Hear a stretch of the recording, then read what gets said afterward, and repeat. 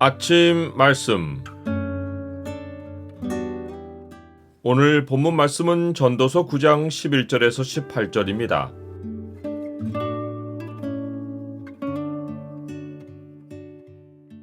경쟁하기를 멈추고 연합하기를 힘쓰라. 오늘 본문을 죄의 창으로 보면 죄의 현실에서 선을 찾아볼 수 없는 이유가 무엇인지가 보입니다. 죄의 창을 보여주는 구절은 9장 18절입니다. 지혜가 무기보다 나으니라. 그러나 죄인 한 사람이 많은 선을 무너지게 하느니라. 세상은 진리에 대해서는 무관심하여도 자기와 관련된 삶의 문제에는 계산이 무척 빠릅니다. 그들은 진리의 도전을 받을 때 자기의 형편부터 먼저 계산합니다. 예수님이 부자 청년에게 내게 있는 것을 다 팔아 가난한 자들에게 나눠주라. 그리하면 하늘에서 내게 보화가 있으리라. 그리고 와서 나를 따르라 라고 하시자 그 사람은 큰 부자이므로 이 말씀을 듣고 심히 근심합니다. 이것은 부자 청년에게만 아니라 진리 앞에 서 있는 모든 사람에게 던져지는 도전입니다. 진리는 우리에게 나보다 형편이 못한 사람들에게 내가 가진 것을 나누어 주라고 도전합니다. 그러나 우리가 세상에서 받은 교육은 남들과 비교해서 더 나은 내 인생을 만들라는 것입니다. 그래서 사람들의 머릿속은 이러한 생각들로 가득합니다. 내가 이 길로 가면 남들보다 빠를까? 내가 그 지식을 얻으면 남들보다 더 잘 먹고 잘 살까?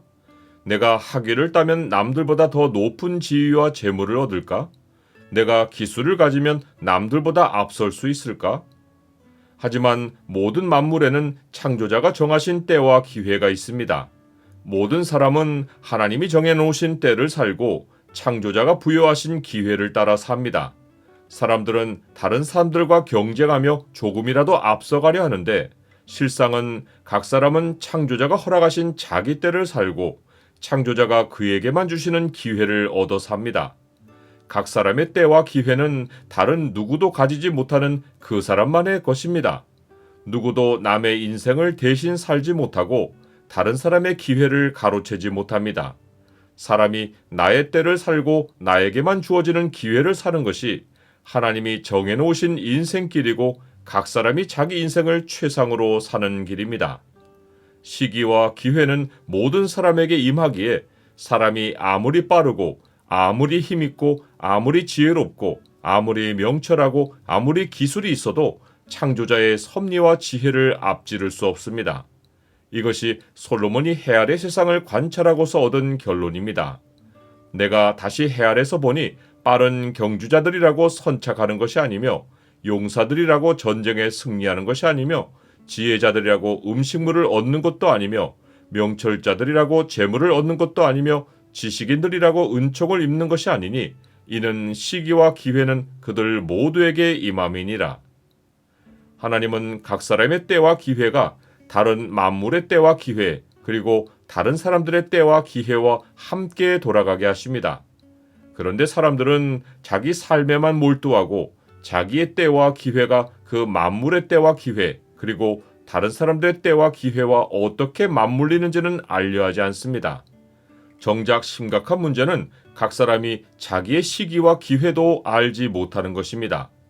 분명히 사람은 자기의 시기도 알지 못하나니 물고기들이 재난의 그물에 걸리고 새들이 올무에 걸림같이 인생들도 재앙의 날이 그들에게 호련히 임하면 거기에 걸리느니라.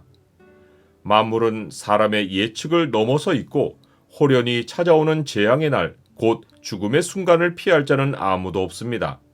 앞에서 전도자가 말한 것처럼 사람이 하나님과 이웃과 연결된 세겹질의 인생을 사는 것이 삶을 따뜻하게 하고 힘있게 하는데 모두는 홀로 자기 삶에 관심을 두고 자기 인생만을 살다가 호련히 재앙의 날을 맞아 사람들의 기억에서 영원히 잊히는 것입니다. 나는 남들과 경쟁하지 않고 창조자가 내게 주신 시간과 기회를 삽니까? 솔로몬은 각 사람이 얼마나 자기 삶에만 관심을 두고 사는지를 여실히 드러내는 한 사건을 봅니다. 이 사건은 지혜와 관련해서 솔로몬에게 큰 인상을 남깁니다. 그것은 작고 인구가 많지 않은 어떤 성읍에 큰 왕이 와서 그 작은 성을 치려는 중에 그 성읍 가운데 한 가난한 지혜자가 자기의 지혜로 그 성읍을 건져낸 것입니다. 그런데 그 가난한 지혜자는 사람들의 기억에서 지워지고 그의 지혜는 멸시를 받고 더는 사람들이 귀를 기울이지 않습니다. 그가 가난한 자에서 이런 일이 벌어지는 것이 아닙니다. 그 사람이 가난하여도 조용히 들리는 지혜자의 말이 우매한 자들을 통치하는 큰 왕의 호령과 무기를 이긴 것이 사실입니다. 그러나 한 사람의 지혜가 일시적으로 성읍을 구원했지만 성읍의 일상은 본래의 죄 아래 현실로 빠르게 돌아갑니다. 성읍 안에 아무리 많은 선이 쌓여도 죄인 한 사람이 많은 선을 무너지게 할 수 있습니다. 각자가 자기 삶을 사는 세상에서는 선이 자리할 곳이 아무데도 없습니다. 여호와께서 하늘에서 인생을 굽어 살피사 지각이 있어 하나님을 찾는 자가 있는가 보려 하신즉 다 치우쳐 함께 더러운 자가 되고 선을 행하는 자가 없으니 하나도 없도다.